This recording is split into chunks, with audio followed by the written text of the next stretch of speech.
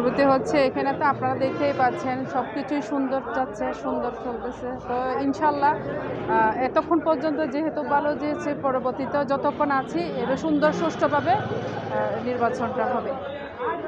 নারীদের জন্য কি মেসেজ থাকবে আপনার? নারীদের জন্য আমি বলবো কি, আমার মতো সাহস করে এখানে আমনবাজারে তো সাহস করে কেউ হয়ে ওঠেনি, এই প্রথম আমি একজন নারী উদ্যোক্তা হিসেবে বলবো যে আমার মতো যারা এরকম পিছনে পড়ে আছে, যার কোনো এরকম এগিয়ে আসে এই নির্বাচন, এরকম এই আমনবাজারের মধ্যে কিন্তু আমিই প্রথম। তো ঐতিহাসিক আমনবাজার বহুল প্রতীক্ষিত ব্যবসায়ী সমিতির নির্বাচন আজকে অনুষ্ঠিত হচ্ছে। নির্বাচন ইতিমধ্যে অর্ধেকের বেশি ভোট কাস্ট হয়ে গেছে, সামান্য কিছু ভোট বাকি আছে। ভোটাররা উৎসবমুখর পরিবেশে এসে যার যার গণতান্ত্রিক প্রক্রিয়ায় যার যার ভোটাধিকার প্রয়োগ করতেছে, এটাকে সাধুবাদ জানে। ভবিষ্যতেও এই ধরনের কর্মকাণ্ড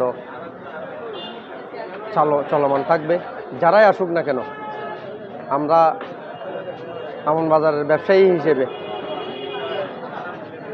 তাদের কাছে আশা রাখবো এই প্রক্রিয়াটা যেন চালু থাকে এবং একটা সুন্দর সুষ্ঠু পরিবেশ আমনবাজারের ব্যবসায়ীদের জন্য চলমান রাখতে পারে, সেটাই আশা রাখবো তাদের কাছে। এবং বিভিন্ন ধরনের সুযোগ সুবিধা যেগুলো আছে, ধরেন আমনবাজারে সিসিটিভি ক্যামেরার আওতায় নিয়ে আসা। আমিও এই কমিটির একজন সদস্য, বর্তমান যে কমিটি আসতেছে ওই কমিটির আমি একজন নির্বাচন প্রার্থী।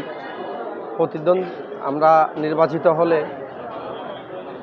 সিসিটিভি ক্যামেরা, বাজারের বিভিন্ন সুযোগ সুবিধা, মাছ বাজারে আরও বিভিন্ন বাজারে যে সাপ্তাহিক বাজার বসে, বাজারের যানজট সব কিছু নিয়ে আমরা সুযোগ সুবিধা দেওয়ার জন্য ব্যবসায়ীদের আপ্রাণ চেষ্টা করে যাব, এটাই আমার প্রত্যাশা।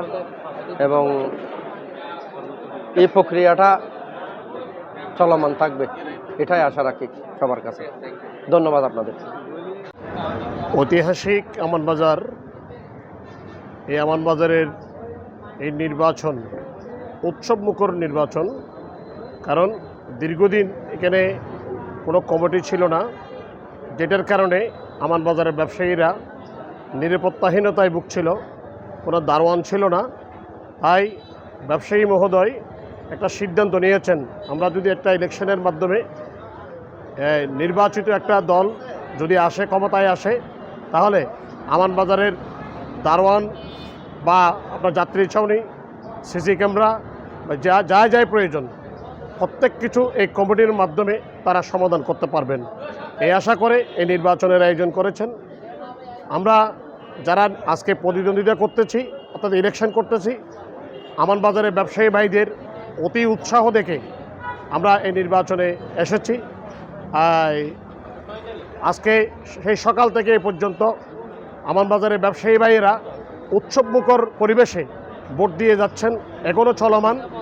ইতিমধ্যে প্রায় ভোট কালেকশন হয়ে গেছে, ম্যাক্সিমাম ভোট হয়ে গেছে। বাকি যারা আছে তারা মোটামুটি 2টার মধ্যে ভোট শেষ করবেন।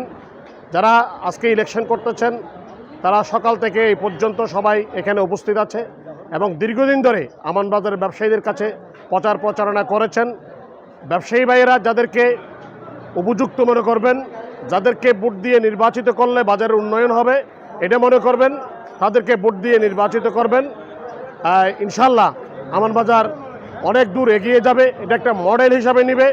হাটাদারি থানায় অনেক বাজার রয়েছে, অনেক বাজারে ইলেকশন হয়েছে, এত সুন্দর নিরিবিলি পরিবেশে, উৎসবমুখর পরিবেশে আমার মনে হয় এই ধরনের কোনো ইলেকশন হয় নাই, এটাই প্রথম।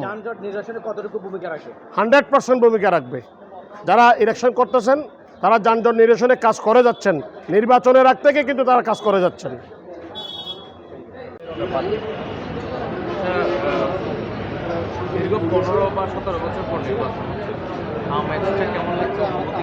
খুব আনন্দময় আমাদের লাগতেছে। দীর্ঘ 15 বছর এটাই আমনবাজারটা সবাই খুশি।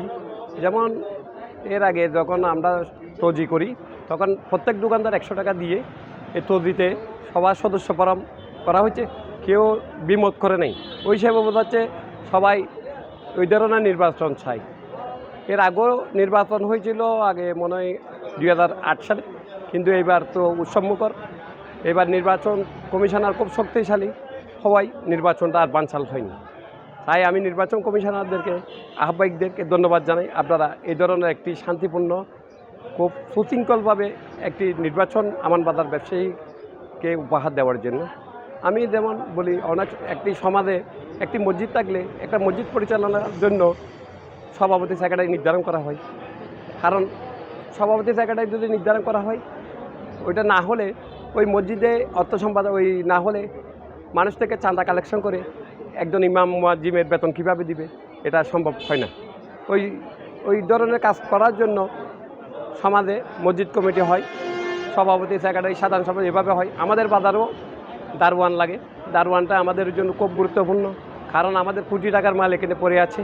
কখন কোন সময় কি হয়, দুর্ঘটনা হওয়ার আগেই দারোয়ান তো অন্তপক্ষে সভাপতি সেক্রেটারিকে কল করে জানাতে পারবে এখানে একটা দুর্ঘটনা হচ্ছে, আপনারা প্রশাসন দেন, নাইলে পাই